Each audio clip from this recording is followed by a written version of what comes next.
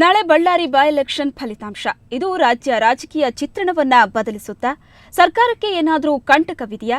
ಹೀಗೊಂದು ಕುತೂಹಲದ ಪ್ರಶ್ನೆ ಜನರಲ್ಲಿ ಮನೆ ಮಾಡಿದೆ. ಇದಕ್ಕೆ ಪುಷ್ಟಿ ಎಂಬಂತೆ ಬಿಜೆಪಿ ಮತ್ತೊಮ್ಮೆ ಪಕ್ಷೇತರ ಶಾಸಕರೊಂದಿಗೆ ಸಂಪರ್ಕ ಮಾಡ್ತಿದೆ. ಈ ಕುರಿತ ಒಂದು ವರದಿ ಇಲ್ಲಿದೆ.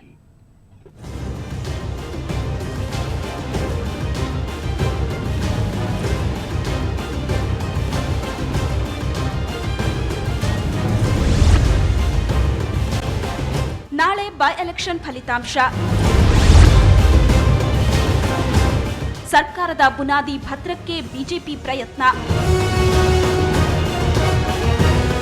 ಎಲ್ಲರ ಗಮನ ಈಗ ಗಣಿನಾಡಿನತ್ತ ನಿಂತಿದೆ. ಯಾಕಂದ್ರೆ ನಾಳೆಯೇ ಬಳ್ಳಾರಿ ಬೈ ಎಲೆಕ್ಷನ್ ಫಲಿತಾಂಶ. ಒಂದ್ ವೇಳೆ ಶ್ರೀರಾಮುಲು ಗೆದ್ದುಬಿಟ್ರೆ ರಾಜ್ಯ ರಾಜಕೀಯ ಚಿತ್ರಣ ಬದಲಾಗ್ಬಿಡುತ್ತೆ. ಅದರಲ್ಲೂ ಫಲಿತಾಂಶದ ನಂತರ ರೆಡ್ಡಿ ಸಹೋದರರ ಆಪ್ತ ಶಾಸಕರ ನಡೆ ಏನು ಅನ್ನೋದೇ ಎಲ್ಲರ ಕುತೂಹಲ. ಬಿಜೆಪಿಗೆ ಕೂಡ ಈ ಶಾಸಕರು ಏನ್ ಮಾಡ್ತಾರೋ, ಸರ್ಕಾರಕ್ಕೆ ಯಾವ ಅಪಾಯ ಕಾದಿದೆಯೋ ಅನ್ನೋ ಭಯ ಶುರುವಾದಂತಿದೆ. ಹೀಗಾಗಿಯೇ ಬಿಜೆಪಿ ನಾಯಕರು ಫಲಿತಾಂಶಕ್ಕೆ ಮೊದಲೇ ಬುನಾದಿ ಭದ್ರಪಡಿಸಿಕೊಳ್ಳಲು ಹೊರಟಿದ್ದಾರಾ ಅನ್ನೋ ಪ್ರಶ್ನೆ ಮೂಡ್ತಿದೆ. ಗೂಳಿಹಟ್ಟಿ ಈಶ್ವರಪ್ಪ ಭೇಟಿಯಿಂದ ಕುತೂಹಲ. ಪಕ್ಷೇತರ ಶಾಸಕರ ಜೊತೆ ಮತ್ತೆ ದೋಸ್ತಿ.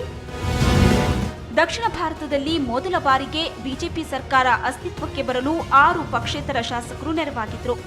ಇದೀಗ ಮತ್ತೆ ಪಕ್ಷೇತರ ಶಾಸಕರೊಂದಿಗೆ ಬಿಜೆಪಿ ಹನಿಮೂನ್ಗೆ ಹೊರಡೋದಕ್ಕೆ ಸಿದ್ಧವಾಗಿದೆಯಾ ಅನ್ನೋ ಅನುಮಾನ ಶುರುವಾಗಿದೆ. ಯಾಕಂದ್ರೆ ನಿನ್ನೆ ಅಷ್ಟೇ ಪಕ್ಷೇತರ ಶಾಸಕ ಗೂಳಿಹಟ್ಟಿ ಶೇಖರ್ ಶಿವಮೊಗ್ಗದಲ್ಲಿ ಬಿಜೆಪಿ ರಾಜ್ಯಾಧ್ಯಕ್ಷ ಈಶ್ವರಪ್ಪರನ್ನ ಭೇಟಿಯಾಗಿದ್ರು. ಬಳ್ಳಾರಿ ಫಲಿತಾಂಶ ಬರೋ ವೇಳೆಯಲ್ಲಿ ಈ ಭೇಟಿ ಕುತೂಹಲಕ್ಕೆ ಕಾರಣವಾಗಿದ್ರು. ಈಶ್ವರಪ್ಪ ಹಾಗೂ ಗೂಳಿಹಟ್ಟಿ ಶೇಖರ್ ಮಾತ್ರ ಇದರಲ್ಲಿ ವಿಶೇಷ ಅರ್ಥ ಏನೂ ಇಲ್ಲ ಅಂತಿದ್ದಾರೆ. ಶಾಸಕರಾದ ಶ್ರೀಯುತ ಗೂಳಿಹಟ್ಟಿ ಶೇಖರ್ ಅವರು ನಮ್ಮ ಮನೆಗೆ ಬಂದರು. ಅವರು ಬಂದೋಗಿದ್ದೇನು ಬಹಳ ವಿಶೇಷ ಅಲ್ಲ. ಈಗ ಇವತ್ತು ರಾಜ್ಯದ ಎಲ್ಲಾ ಕಡೆನೂ ಕೂಡ ಭಾರತೀಯ ಜನತಾ ಪಾರ್ಟಿಗೆ ಶಕ್ತಿ ಇದೆ ಅನ್ನೋದನ್ನು ಗಮನಿಸ್ತಾ ಇದ್ದಾರೆ. ಅವ್ರ ಮನಸ್ಸಿನಲ್ಲಿ ಏನಿದೆ ನನಗೆ ಗೊತ್ತಿಲ್ಲ. ಅವ್ರು ಬಿಜೆಪಿಗೆ ಮತ್ತೆ ಬಂದು ಈ ಸರ್ಕಾರಕ್ಕೆ ಬೆಂಬಲ ಕೊಡಬೇಕು ಅಂತಿದ್ದಾರೋ ಇಲ್ಲೋ ನನಗಂತೂ ಗೊತ್ತಿಲ್ಲ. ಆ ವಿಚಾರ ಇಲ್ಲಿ ಚರ್ಚೆ ಆಗಲಿಲ್ಲ.